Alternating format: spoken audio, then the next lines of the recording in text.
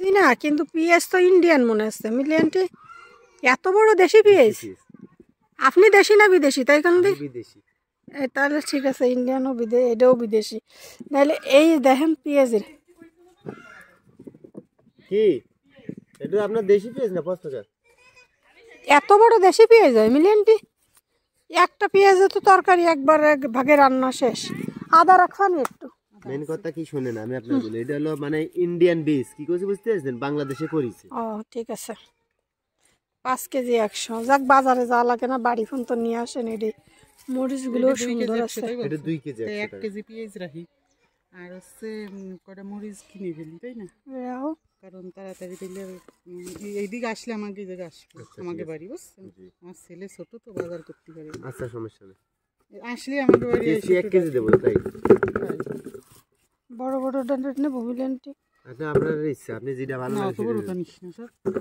হ্যাঁ একটা পেঁয়াজে একটা তরকারি রান্না হয়ে যাবে নষ্ট কষ্ট না হয়ে যায়। 1 কেজি নেবেন না 2 তাহলে দাঁড়ান আমরা বাইছি 2 কেজি রায় দেন দেন আপনি নেব তো সমস্যা নেই দেন আপনি এগুলো আপনার কিছু হবে না তো কিছু হলে ফিরে আবার আজকে কি বার মঙ্গলবার না ভিতরে খালি এর ভিতর পেঁয়াজ আজকে মঙ্গলবার না সামনে মঙ্গলবার ইনশাআল্লাহ আবার আসবে। ওই তো তাইলে 1 কেজি দেন আমি তাইলে অন্য তাও রাখি দিই কিছু কিছু জিনিস মরিচ আর পোয়া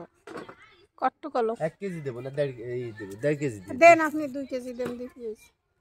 ওই যে কি দিচ্ছেন এই যে এর ভিতরে বলে পেঁয়াজ নাই এই যে পেঁয়াজ এই যে এর ভিতরে কোনো পেঁয়াজ দেন ভাই এই ডাল ডাল রাখুন আমরা এই জন্য আমি 1 কেজি রাখতেছি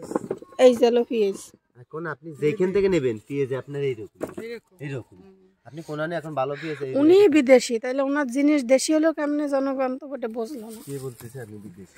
আপনি বললেন যে আমার বাড়ি ছিল আপনার বাবনডাঙ্গা বাজার ঠিক আছে কিন্তু কথা হলো বাউনডাঙ্গা গাংনির পরে দিয়ে কত বড় পেঁয়াজ একটা পেঁয়াজ দিয়ে তরকারি রান্না শেষ। কোন জলফিকার মডেল নাকি কোন না থাকে ওই জামাই এখন একটা মডেল নাকি যে ওনার ভাগ্নি বিয়ে দিয়েছে আবার এই যে এই বুড়ি গাংনি যে কত বড় পেঁয়াজ সুরাব ভাই না কাছে সুরাব মোল্লা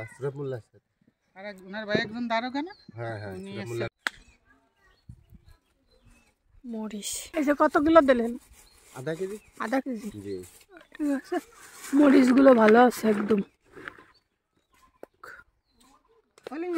আমাকেও খেতে আছে ওই যে দেখছেন আদা কিনবা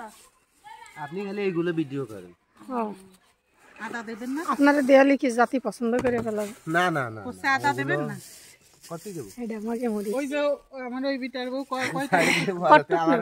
মোবাইল টোবাইলে গেলে আমি নেব না ওই আমার ওই বিটার বউ নেব না এ আর কয়জন দেখে যে দাম কইছ ওই দামে দিয়ে যান কি কত তাই তো রাখলাম আদা ওই যে যা বলছি তাই কে আপনার তার কোনো তার দাম কম নাই